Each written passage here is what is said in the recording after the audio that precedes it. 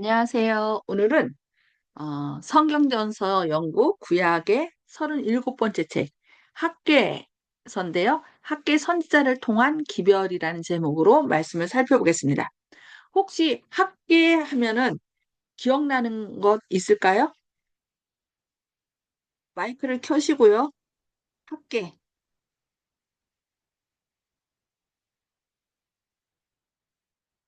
안 나시나요? 아무것도? 윤 장로님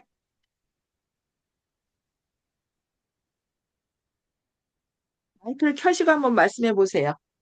조 네, 집사님, 예, 윤 장로님. 잠깐만요. 목사님, 학계 저번 주에 한 거 두 번째 시간인가요? 지난주 안 했죠? 저번 주에 한 거 같은데요? 아니요, 시간을 지난주에 네, 하기로 한번 했는데 쉬면요? 다들 못 네. 들어오셔서 어. 그날 기도회로 했잖아요, 저희가. 맞아. 그랬죠. 맞아. 그랬습니다. 맞습니다. 그랬군요. 음. 그래서 오늘은 학계 선, 포르기의 활동, 네. 포르기에 이제 활동한 그, 그 소선지서, 그 중에서 이제 첫 번째 선지자, 뭐 이렇게 생각되네요. 네, 알겠습니다. 근데 예루살렘, 이 나이가 상당히 많아가지고, 그때 2부죠. 성전을, 특히 예, 2부. 예. 예. 네, 감사합니다. 윤기석 장로님은 학계 선지자면 기억나는 것이 무엇이 있을까요? 성전 건축하고 관련된 것 같습니다. 예, 성전 건축. 네. 무너진 성전을 다시 재건하는 성전 건축. 예. 혹시 선생님은 뭐 기억나시는 거 있으실까요? 학계.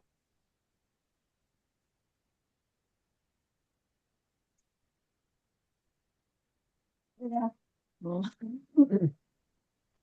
아마 학계 선지자의 소선지자서는 맞는데 우리가 학계 선지서는 그렇게 많이 다루진 않았던 것 같아요.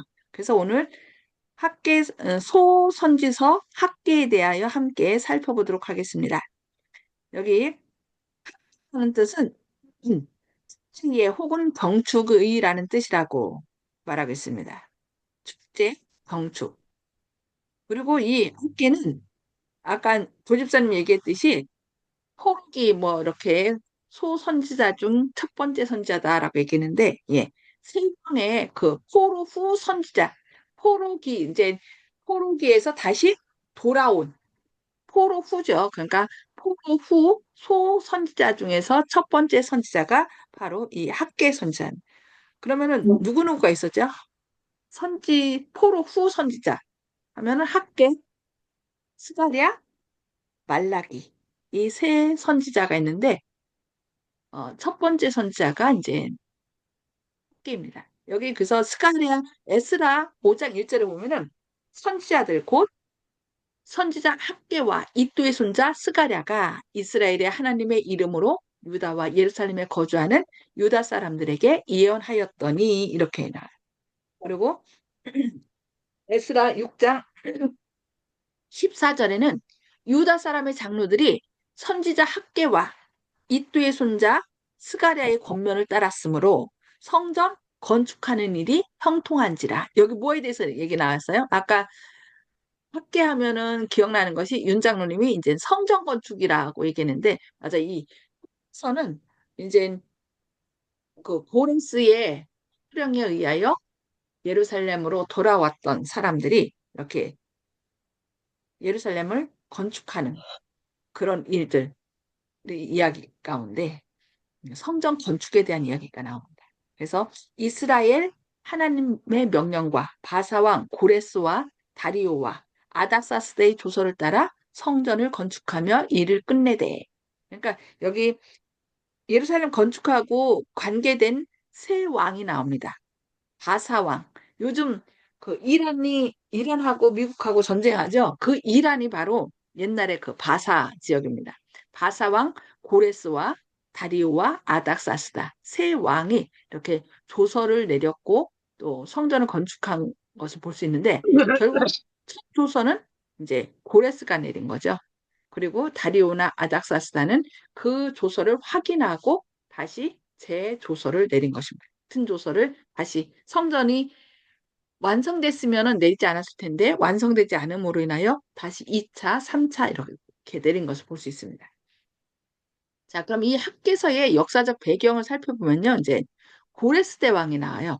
고레스 대왕이 바벨론을 정복했을 때 BC 539년. 그러니까 이때가 이제 바벨론의 멸망이면서 이제 이 페르시아가 바벨론을 정복한 일이 나오는데 그는 재빨리 바벨론의 종교와 화해하는 정책을 취했으며 바벨론의 신 마르투에게 존경을 표했다라고 이렇게 얘기합니다. 그리고 그의 제국 안에 있는 정복된 민족들의 종교적 감정에 대한 이 일반적 화해 태도는 유대인들이 귀향해서 예루살렘의 유대인 성전을 재건하도록 허락한 그의 조서에서 알 수 있다라고 에스라 1장 1절 4절에서 말하고 있습니다. 그러니까 이 바벨론 왕들은 어떻게 했냐면은 이스라엘 백성들을 잡아가고 또 각 그 속에 있는 사람들을 오게 해서 그 금신상을 세우고 어떻게 했어요? 두랍 형제에 금신상을 세우고 절하도록 했죠. 절하지 않으면 다 저 풀무불 속에 집어넣겠다라고 명령한 걸 볼 수 있습니다.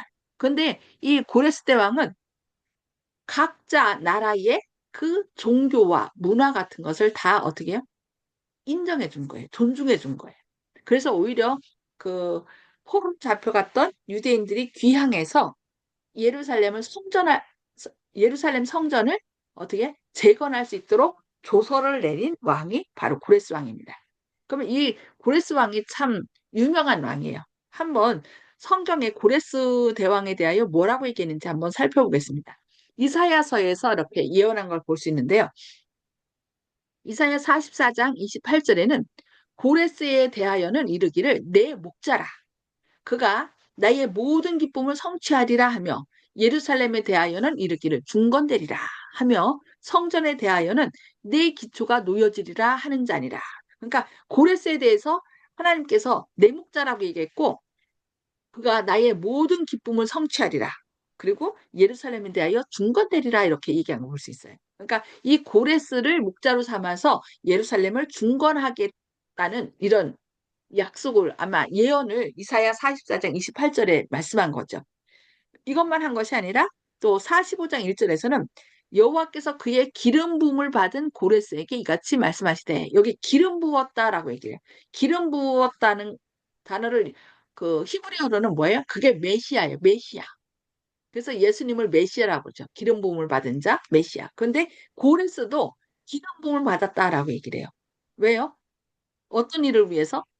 하나님께서 그 포로로 잡혀갔던 이스라엘 백성들을 예루살렘으로 다시 귀환하게 해서 무너졌던 그 예루살렘을 다시 중건하도록 하기 위한 기름 부음을 받았다라고 얘기를 해요. 그래서 내가 여호와께서 말씀하신 거죠. 내가 그의 오른손을 붙들고 그 앞에 열국을 항복하게 하며 내가 왕들의 허리를 풀어 그 앞에 문들을 열고 성문들이 닫히지 못하게 하리라 이렇게 말씀합니다. 그리고 더 나아가서 45장 4절에서는 내가 나의 종 야곱 내가 택한 자 이스라엘 곧 너를 위하여 네 이름을 불러. 네 이름은 뭐예요? 고레스를 불렀다는 거예요. 고레스를 기름 부은 자로 이렇게 불러서 너는 나를 알지 못하였을지라도 내게 칭호를 주었노라 이렇게 얘기를 합니다. 그러니까 어, 바벨론이 멸망하고 이 고레스 대왕이 그 바벨론을 정복했을 때 그래서 메데 바사가 이 바벨론을 정복했을 때 이스라엘 백성들은 어떻게 했냐면 황홀했어요. 그러면서 그에게 나가서 뭘 보여줬냐면은 이사야 선지자가 말씀한 이 이사야 44장 28절, 45장 1절, 45장 4절. 뭐 여기는 이제 절수로 원래 나눠져 있지만 원래는 이렇게 나눠져 있지 않죠. 그러니까 두루마리에 이렇게 기록된 것을 쫙 펼치면서 여기 뭐래요? 너는 나를 알지 못하였을지라도 내게 칭호를 주었노라. 하나님께서 당신은 하나님을 모르지만 하나님께서는 이미 당신을 이렇게 성경에 기록해 놓고 예언했습니다. 그러면서 하나님께서 당신을 내 목자라고 했고 예루살렘에 대하여 중건되리라. 그 다음에 기름 부음을 받았다라고 이렇게 얘기하고 있습니다. 라고 말씀했겠죠.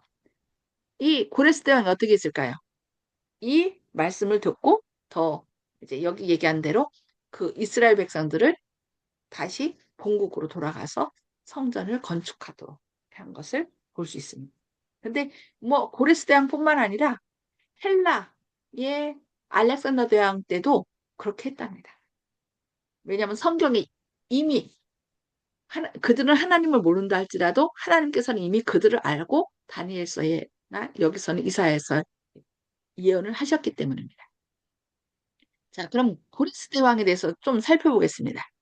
여기 고레스 대왕은 부치는 캄비세스 1세예요. 안산이라는 곳의 왕이었어요.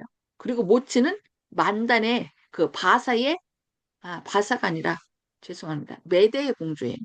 메대의 공주였고 나중에 바사는 그 고레스가 바사를 세운 거죠. 안산은 조그만 나라인데 나중에 이 메디치아를 합병해갖고서 이제 크게 큰 나라를 이루게 된 것입니다. 근데 그 메대의 공주가 만다네였어요.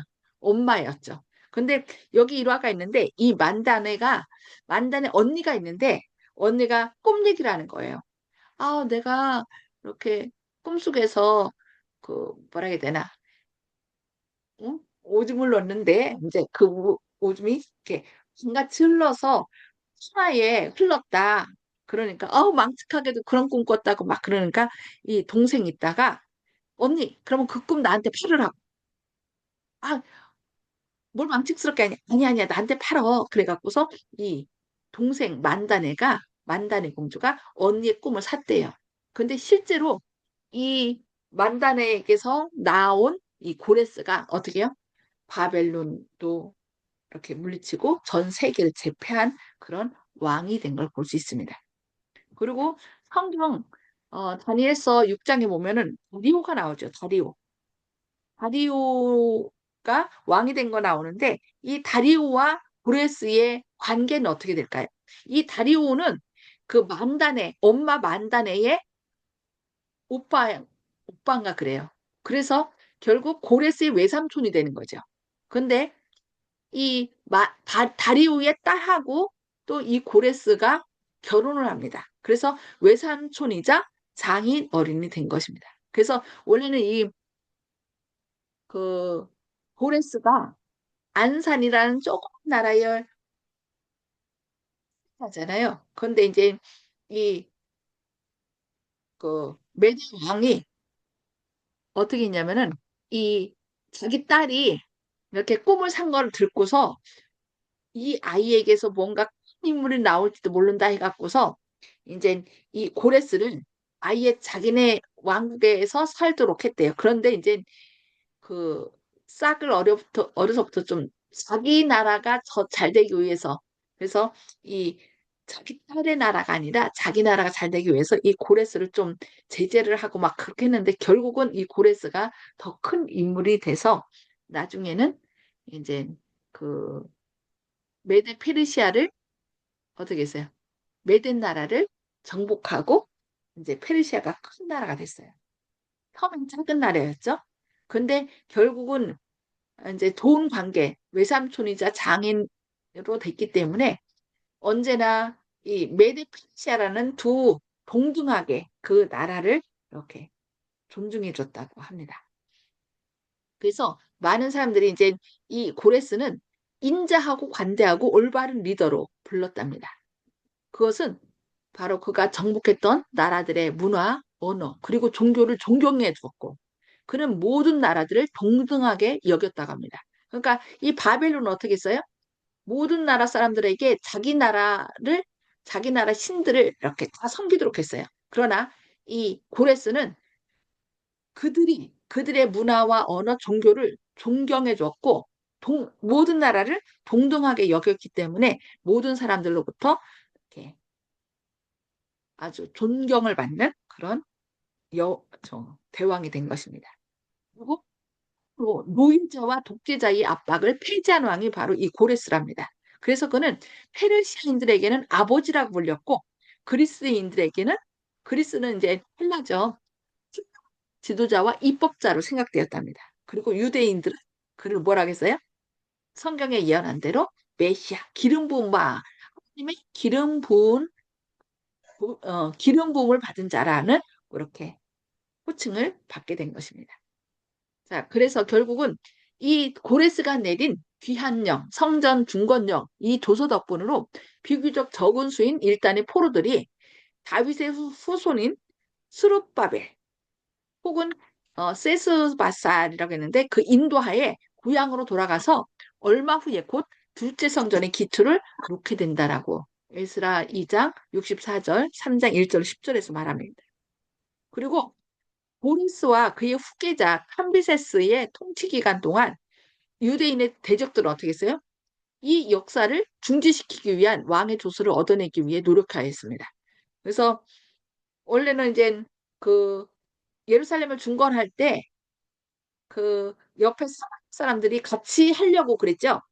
그런데 이 유대인들이 같이 못하도록 했어요. 왜냐하면 그들은 호족이었고 그 유대인의 정통을 따른 것보다 이렇게 다른 우상을 섬기는 거하고 같이 짬뽕해서 그런 혼합 종교였기 때문에 그들을 이렇게 예루살렘 성전을 건축하는 일에서 배제시켰던 거예요. 그러니까 어떻게 하냐면 그들이 계속 이 그 도서를 올렸죠.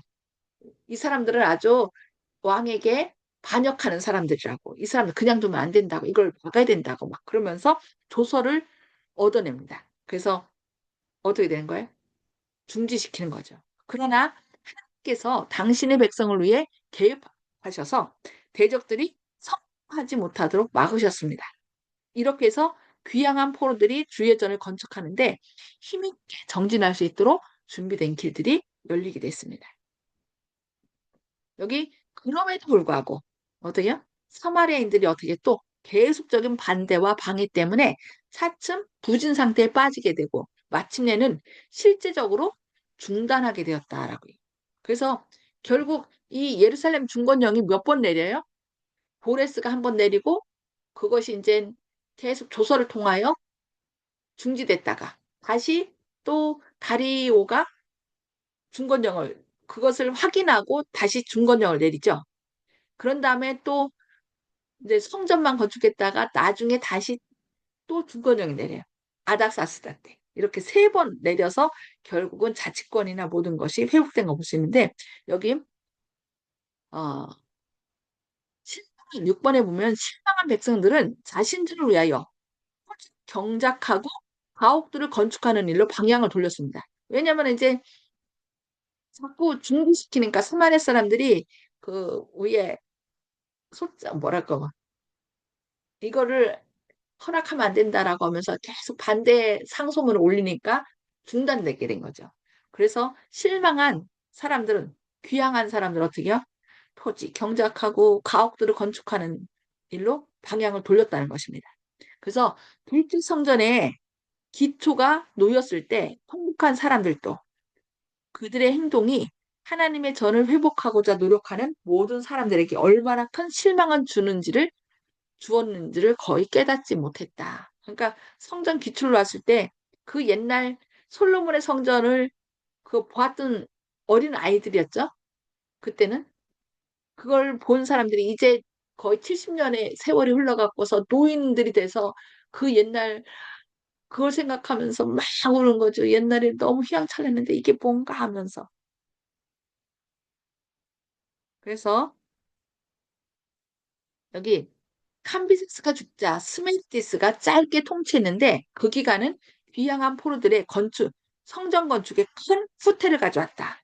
여전히 복수심에 불타는 사마리아인들은 이 왕으로부터 예루살렘의 역사를 중지하라는 조서를 얻어내는데 마침내 성공했다. 이렇게 됐어요. 1년이 이런 사건들 때문에 어떻게 해요? 귀향한 백성들은 성전을 중건할 적당한 때가 아직 이르지 않았다고 주장하게 됐다는 거예요. 그게 학계서의 주장이에요. 그래서 백성들이 하나님의 성전 역사를 중지하고 그들의 관심을 자기들의 주택과 토지에 쏟자 하나님께서는 가뭄 있게 하시고 그들의 계획이 좌절되도록 하셨다는 것입니다. 그래서 결국은 어떻게 했어요? 1년 이상 성전은 완전히 버려진 채 방치되었습니다. 그래서 그동안 스메리디스가 다리오에게 죽임을 당하고 다리오가 즉위하자 스메리디스의 조서들은 폐기되었다. 이 스메리디스는 뭐예요? 중지령 내린 사람이죠. 그러니까 사마리아 사람들이 이 사람들은 패역한 사람이니까 이 사람들이 이것을 계속 중건하도록 하면 안 됩니다. 그러니까 어, 중지 명령을 내려주십시오 해갖고서 이 스메리디스가 그 다리오 그 고리스의 도서를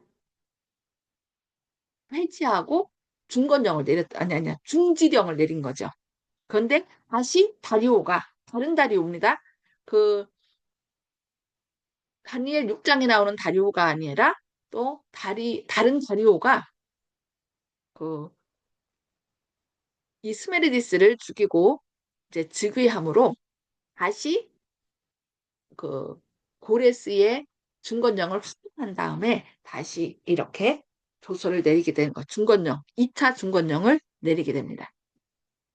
그래서 이때 하나님께서는 그 이러한 무기력에 통탄할 만한 상태에 대처하기 위하여 선지자 학개와 스가랴를 일으키셨습니다.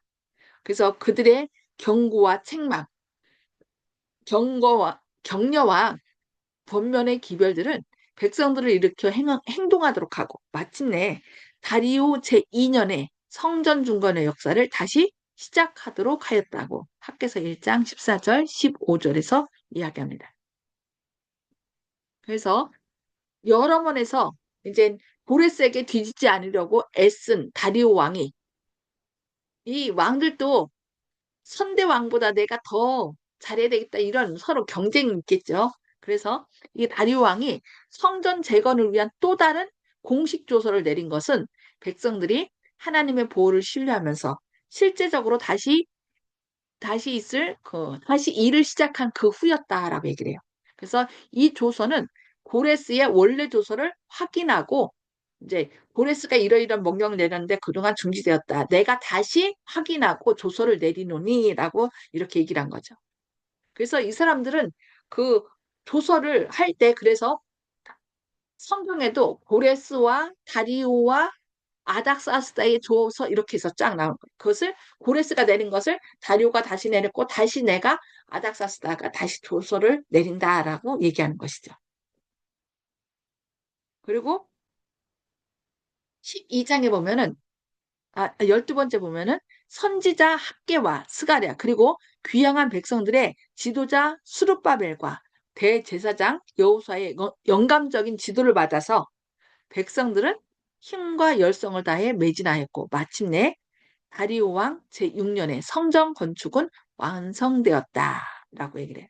그래서 결국 요 역사 배경을 살펴보면서 어, 예루살렘을 성전 건축하도록 고레스가 명령을 내렸고 또 모든 거기 필요한 것들도 다 가져가라고 했지만은 결국 사마리아 사람들이 반대를 함으로 또 그 중지령이 내리고 다시 또 재건령이 내리고 이런 찰나에 사람들이 이제 귀환한 사람들이 어떻게 했어요?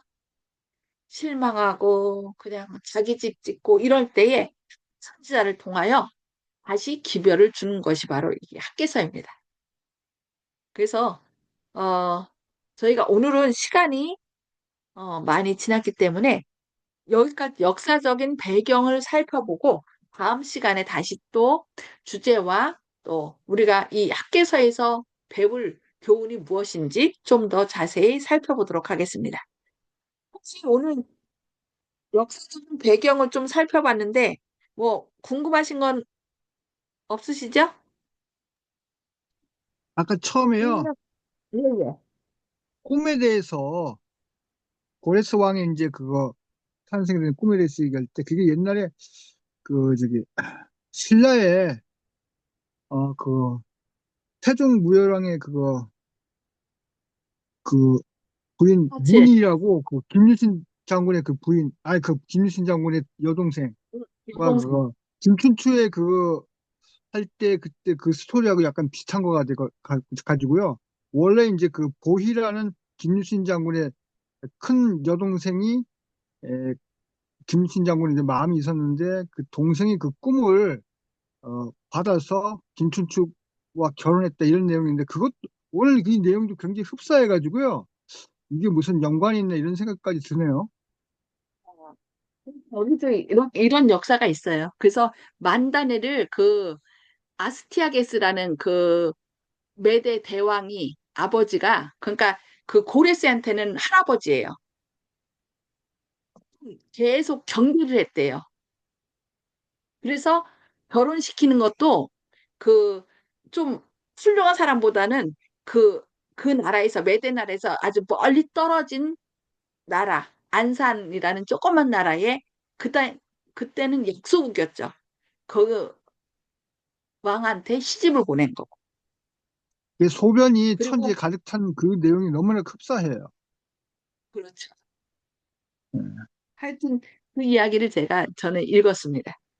그래서, 그리고 하나 이제 그거 마음에 찔리는 게 그 학계 그 1장 그 9절에 보면은 내 집은 황무하였을 때 너희는 각각 자기의 집에 빨랐음이니라. 자기 집 먼저 챙기고 주님은 소홀히 했다는 내용이 굉장히 마음에 찔리네요. 예, 그거는 이제 다음 시간에 좀 더 자세하게 주제하고 그 내용을 하나하나 이제 몇 가지 좀 살펴보도록 하겠습니다. 네, 어쨌든 오늘은 역사적 배경, 고레스와 그 성전 건축을 위해서 그 고레스와 다리오와 아닥사스다가 이렇게 성전 중건령을 내렸는데 결국 그 서방 사람들의 반대로 인하여 중단되었고 또 중단됐을 때 이 사람들이 이스라엘 백성들이 유대인들이 너무 실망해 갖고서 그냥 성전 건축할 생각을 안 하고 자기 집 또 자기네 일 이렇게 하다가 다시 이 학계를 통하여 학계 선자를 통하여 하나님께서 다시 기별을 주고 그들이 다시 일어설 수 있도록 이렇게 그 역사적인 배경을 오늘 살펴봤습니다. 우리도 하여튼 오늘날 이 학 선지자를 통하여 우리에게 주시고자 하는 기별이 무엇인지 다음 시간에 좀 더 자세하게 다시 살펴보도록 하겠습니다. 네, 시간이 얼마 안 남아서 기도하고 마치도록 하겠습니다. 하늘에 계셔서 저희를 사랑하신 아버지, 오늘도 학계 선지자를 통하여 주신 기별을 저희가 역사적인 배경을 살펴보았습니다. 주님, 고레스 대왕을 주님께서 나의 목자라 했고 또 부음 받은 자라고 말했습니다. 그가 하나님을 알지 못했지만 주님께서는 그를 주님의 일을 위하여 부르셨고 택하셨습니다. 주님, 저희도 우리 주변에 있는 사람들 혹시 우리가 때로 무시하지만 그들을 주님께서 택하시고 그들을 통하여 크게 쓰시고자 하는 사람들이 있다는 것을 저희도 기억하는 가운데 우리가 기도하며 또 우리 자신도 부족하지만 주님께서 쓰신다면 우리도 큰 일을 이룰 수 있다는 것을 기억하면서 용기를 갖고 정말 내가 부족하지만 주님을 위하여 어떤 일을 하기를 원하십니까 하면서 주님께 우리 자신의 모든 것을 내어 맡기는 저와 또 다른 사람을 격려하는 저희들이 되게 하여 주옵소서. 주님의 크신 사랑과 은혜가 오늘 또 저희와 함께 하시고 저희를 통하여 주님의 영광을 드러내 주옵기를 바라오며 예수님의 이름으로 간절히 기도합니다. 아멘.